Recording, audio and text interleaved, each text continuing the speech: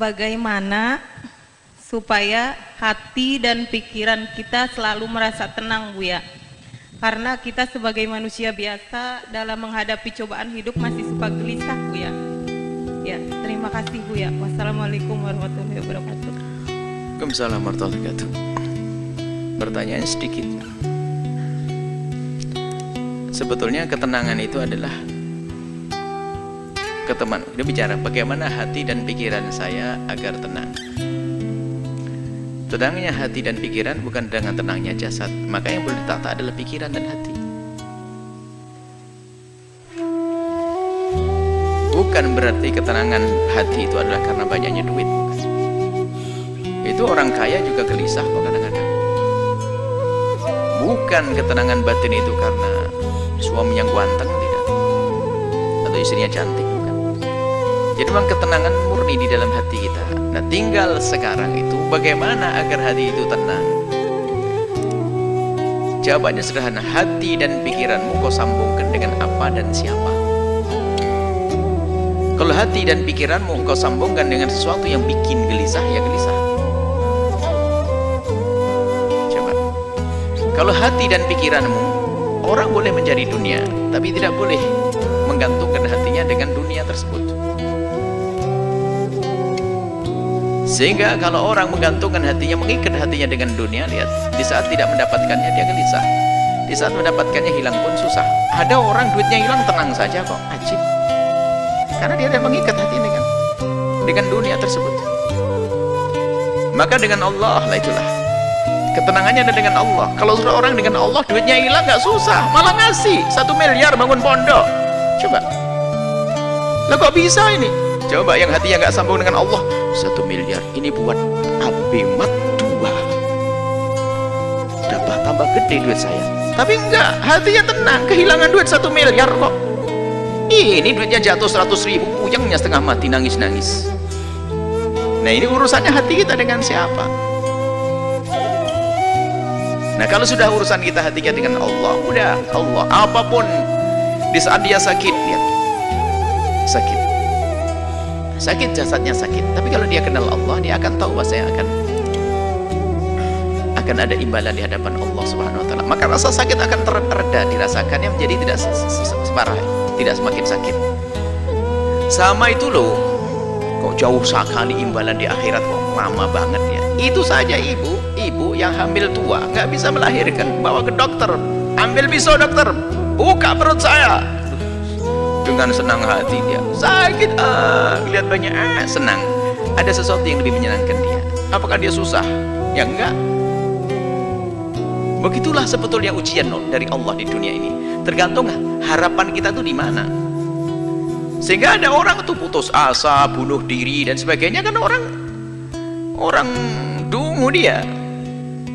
Orang dungu. Mau nikah nggak jadi, bunuh diri. Utang kebanyakan, bunuh diri. Gampang banget dia. Di negeri kafir banyak bunuh diri, nggak ada iman. Sebenarnya gelisah karena dia tidak punya Tuhan dia sebetulnya. Kalau punya Allah, nah ini sekarang biasakan dengan Allah. Maka ala bidzikrillah tatma'innul qulub. Mengingat Allah menjadikan tenang hati. Bukan kegembiraanmu adalah dengan dibalik tumpukan harta. Coba kita melihat, kita menemukan orang di kampung-kampung sangat sederhana, gaji sehari untuk makan sehari. Tapi no problem, dia hidupnya candaria dengan istri, ya Masya Allah. Suaminya berangkat duluan, kita kirim sarapan Pak ya, nggih. Berangkat suaminya duluan kok belum datang, sambil nyangkul. Suami inti yang bawa rantang ngasih bungkus pincuan begitu bawa. Makan, Pak ya, pulang nanti bawa sayur suaminya, tatanya Pak dapat burung, dapat ikan sedikit. Nggak pernah punya problem dia, kayak orang punya istana itu. Tapi yang rumahnya gede, mobil mewah itu belum tentu senang dia, karena urusan bukan dunia, gelisah. Kita pernah ngisi pengajiannya orang kaya, kayaknya gelisah semuanya. Mulai dari gelisah rumahnya, sertifikatnya di bank semuanya ada. Mulai gelisah kebanyakan duit, Kok bisa gimana? Ini punya 2 perusahaan saja, saya sering ditinggal sama suami saya. Sekarang buka perusahaan di luar negeri, Bu ya. Bagaimana nasib saya nanti? Wah, tambah susah ya. Macam-macam orang dan bingung nih manusia itu karena hatinya tidak dengan Allah. Maka ada bidzikrillah tatma'innul qulub. dengan banyak menyebut nama Allah, ingat Allah, akan menemukan ketentraman.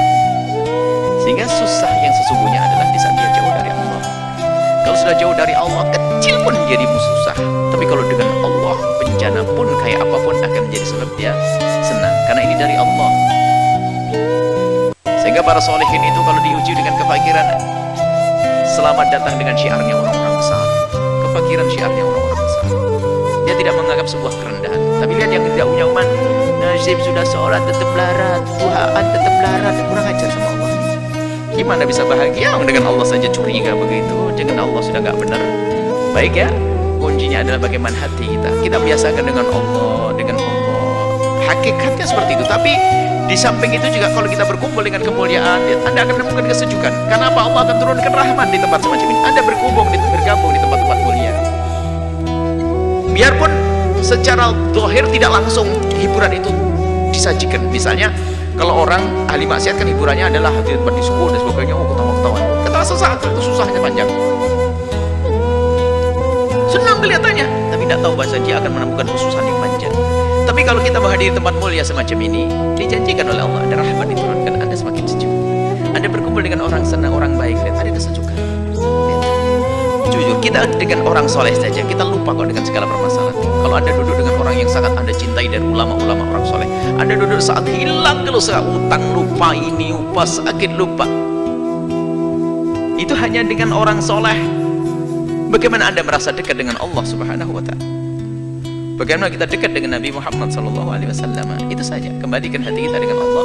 Biasakan berzikir, merenungi tentang nasib kita nanti di akhirat.